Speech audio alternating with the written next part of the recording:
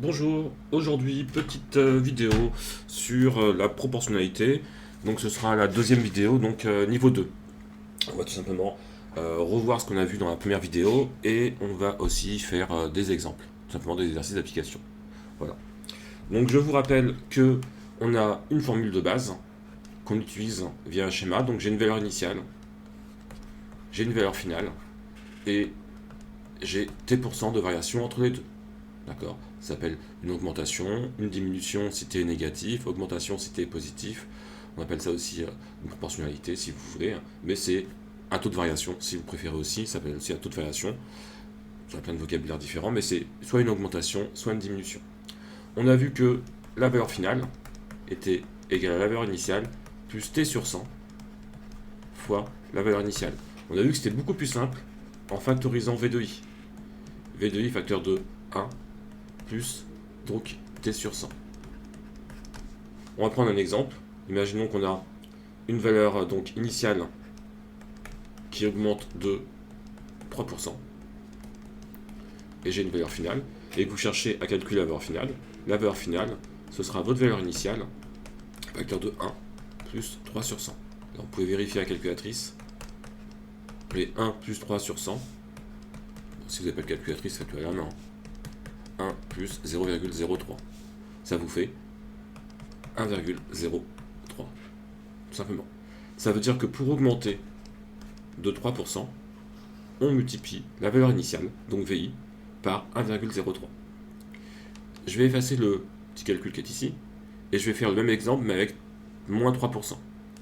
Donc, ici, on a une valeur initiale, on fait moins 3%, on a une valeur finale, et ce qui nous intéresse souvent, c'est la valeur finale. Ça nous fait donc valeur initiale, facteur de 1, et vu que c'est une diminution, moins 3%. Et cette fois-ci, donc 1 moins 3 sur 100, ça fait 1 moins 0,03. Et ça fait 0,97.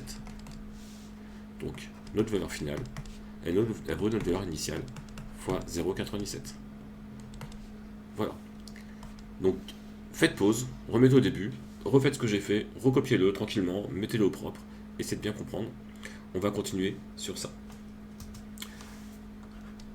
Valeur finale égale valeur initiale multipliée par 1 plus t sur 100.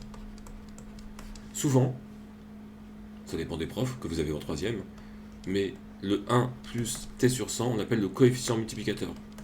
C'est pas une obligation, vous pouvez garder 1 plus t sur 100. Voilà. Et donc, ça voudrait dire que notre valeur finale, donc je vais remplacer ce bloc qui est ici, que j'entoure, que je désentoure pour pas qu'on voie que ça fasse bizarre au niveau de l'écriture, donc ce que je souligne ici, hein, on va le remplacer par le CM. Parce que j'ai dit que j'ai posé CM égale 1 plus t sur 100, donc VF égale VI fois CM, tout simplement. Alors, là ce que je vous propose c'est de faire 2-3 petits exemples, mais juste du 1 plus t. Si on augmente de 3%, on a vu que 1 plus t sur 100, ça faisait 1,03. Ça veut dire que pour augmenter de 3%, on multiplie notre valeur initiale par 1,03.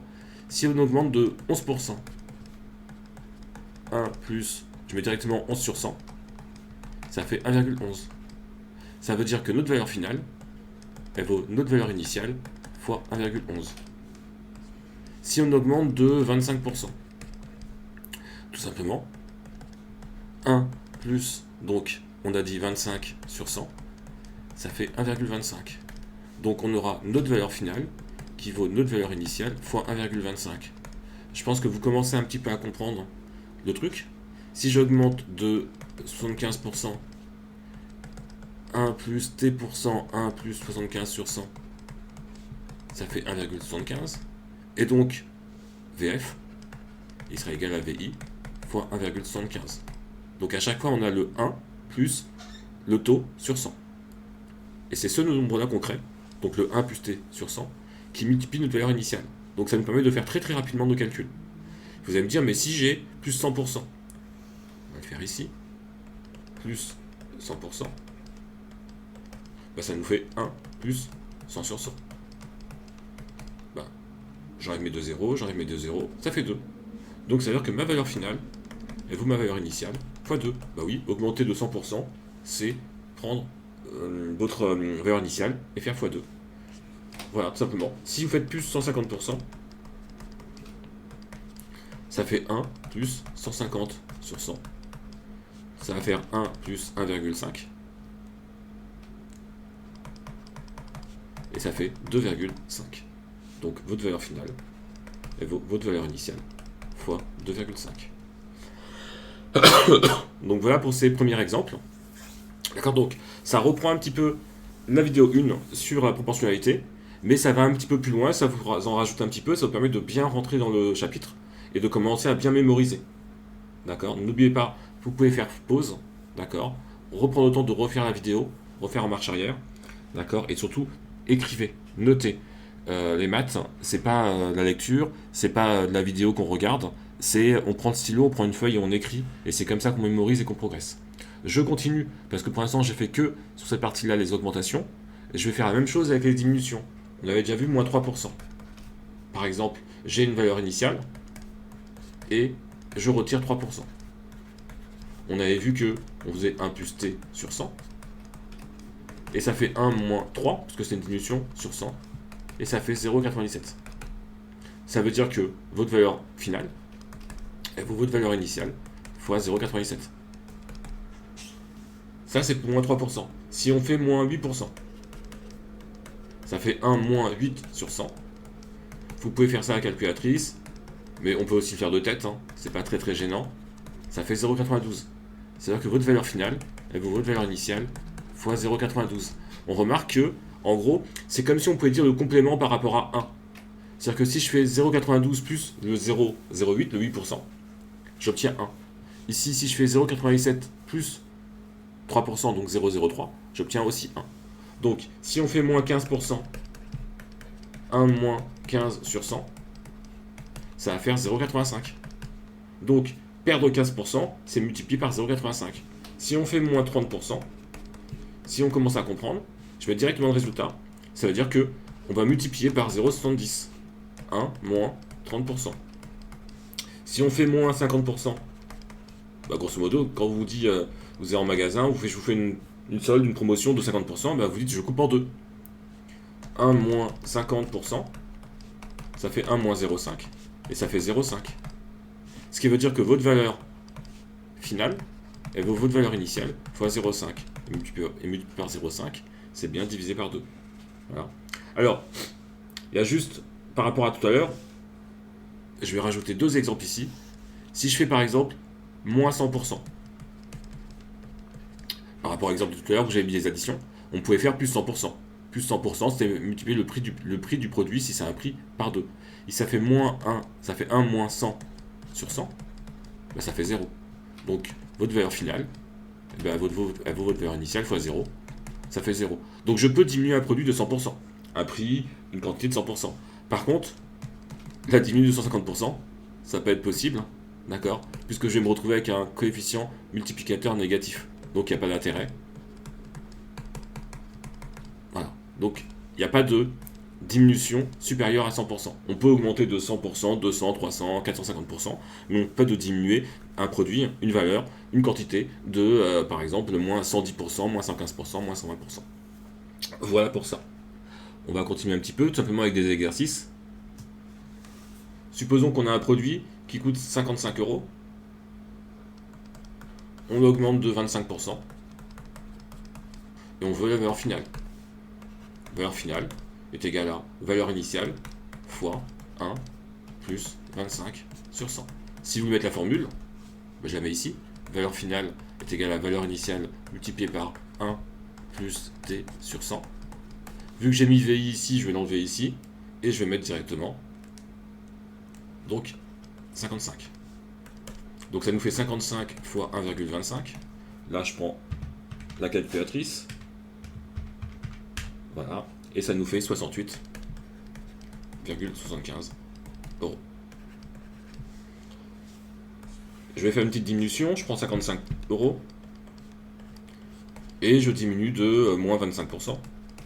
Voilà, je cherche ma valeur finale, je mets directement le calcul, ça fait 55 multiplié par 1 moins 25 sur 100. Ça nous fait 55 fois 0,75. Et 55 fois 0,75, ça nous fait 41,25 €. Si c'était des euros, bien sûr. Si c'était des kilos, 41,41 kg et 41,25 kg, etc., etc.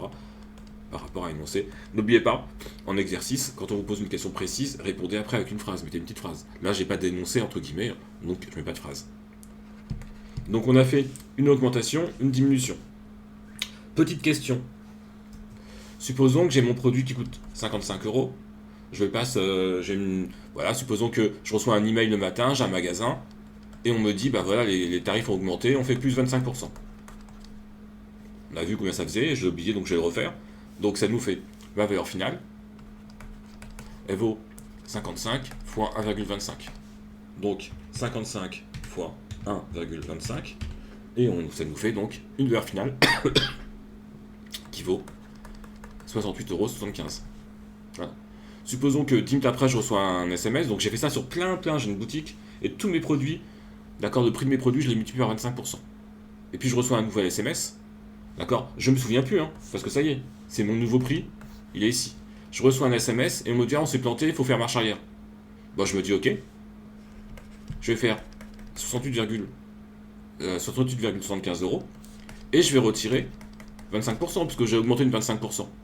Donc je fais mon petit calcul, valeur finale égale valeur initiale, donc 68,75 fois, si je perds 25%, on avait vu que ça faisait 1 moins 25% et ça faisait 0,75. Donc je fais mon 68,75 fois 0,75 et je reviens sur 51. Donc j'obtiens ici 51,56.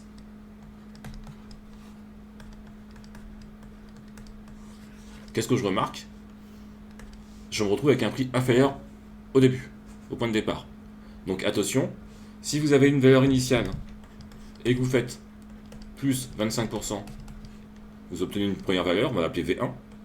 Et si derrière vous voulez faire marche arrière en faisant moins 25%, attention, vous obtiendrez V2 qui sera différent de votre VI, de votre valeur initiale. Ça ne marche pas. Vous ne pouvez pas dire j'augmente de 25%, je me suis trompé, je diminue de 25%, ça ne marche pas. D'accord? Il faudra faire autre chose. Ok pour ce petit exemple-là. On continue. Supposons que, donc on a toujours notre formule, avec nos petits schémas. Donc T%. Donc valeur finale est égale à valeur initiale facteur de 1 plus T%. Imaginons que donc vous allez en magasin, donc vous avez votre t-shirt. Voilà, on va dire que ça c'est un t-shirt. Je suis pas très bon pour dessiner, voilà, avec les petites manches. Et vous avez l'étiquette qui est ici, l'étiquette qui est accrochée. Il y a marqué, donc sur l'étiquette, je vais faire un peu plus grosse étiquette pour qu'on puisse bien lire. Donc voilà l'étiquette qui est accrochée ici. On a un produit donc qui est à moins 30%, c'est les soldes. Et le nouveau prix, donc c'est 55 €. Ça c'est le nouveau prix. Ça veut dire que cette fois-ci vous avez votre valeur initiale que vous ne connaissez pas. Vous avez moins 30%, mais vous avez la valeur finale. Et la question, c'est comment trouver la valeur initiale? Tout simplement. J'allais dire tout simplement en résolvant une équation. Ici, cette fois-ci, c'est VI que vous cherchez. Ici, donc je dois enlever le rond que j'ai fait. Voilà, je vais remettre un fois ici. Et c'est VI, je vais le remettre, entouré, c'est VI que vous cherchez. Tout simplement. Et VI, vous voulez l'isoler, donc voir vidéo sur les équations. VI ne bouge pas de place.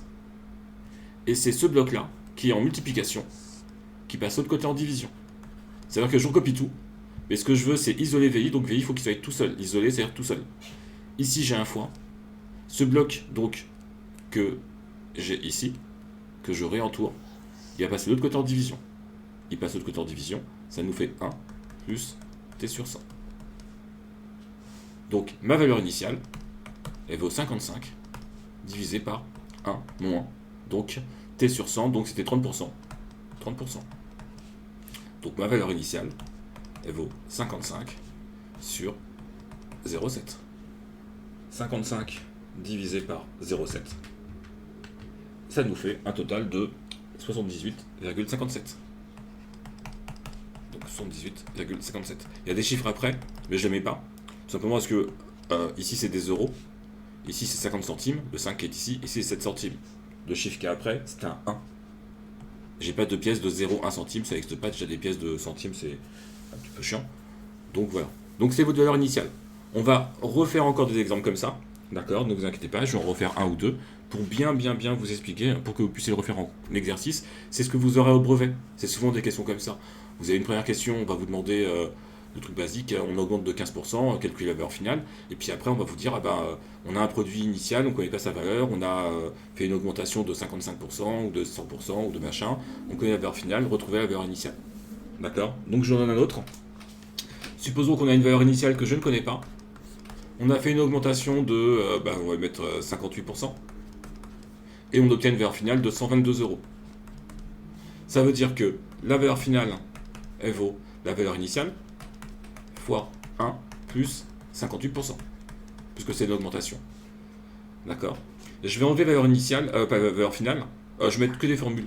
Voilà. Pour l'instant, je vais mettre, voilà, j'aime bien ne pas mélanger des chiffres. Donc, voilà, je mets juste ma formule. Maintenant, je vais regarder ce que j'ai. Ma valeur finale, je la connais. Et mon T, je le connais aussi. Donc, je vais remplacer. Ça fait 122 est égal à la valeur initiale, que je ne connais pas. C'est mon inconnu. C'est la valeur initiale que je cherche. Facteur de 1 plus 58 sur 100. Donc, je continue. 122 est égal à VI fois 1,58. Et là, mon objectif, encore une fois, c'est d'isoler VI. Le fois 1,58, il est en multiplication. Je le passe en division. Désolé, il y a le téléphone qui sonne à côté. Je vais continuer ma vidéo. Je vais raccrocher et décrocher après. Et donc, j'obtiens... Alors, VI ne bouge pas de place. Je vais ne pas le bouger de place pour l'instant. Ça fait 122 divisé par 1,58 est égal à VI. Et donc, je prends ma calculatrice. 122 divisé par 1,58. Ça nous fait 77 euros. Alors, 77, alors c'était des euros, on va supposer que c'était des euros, oui, c'était des euros, 21. Et j'ai un 5 après. Alors, comme je vous ai dit, si c'est des euros, on va arrondir au centime. Donc, ça veut dire que ici, je vais arrondir à 22. Donc, 77 euros et 22 centimes. Pourquoi j'ai mis un 2 à la place du 1? Tout simplement parce que le chiffre qui était ici, il vaut 5 ou il est supérieur à 5. Donc là, il vaut 5. Et donc, si mon chiffre il vaut 5 ou il est supérieur à 5, je peux arrondir mon 1 à 2. Voilà pour ça. On fera une petite vidéo sur les arrondis. Vous allez voir qu'il n'y a pas trop de difficultés. Ah si, voilà. Voilà pour cet exemple-là. Voilà. Il y aura une troisième, je pense, vidéo, voire une quatrième avec beaucoup d'exercices. Donc, n'hésitez pas à refaire cette vidéo tranquillement, à écrire. Et ça se fait tout seul. Vous allez voir que c'est pas très compliqué. Et n'hésitez pas aussi à refaire la vidéo sur les équations. Parce qu'il y a un moment ici où on résout une petite équation. Voilà, bonne fin de journée. Au revoir.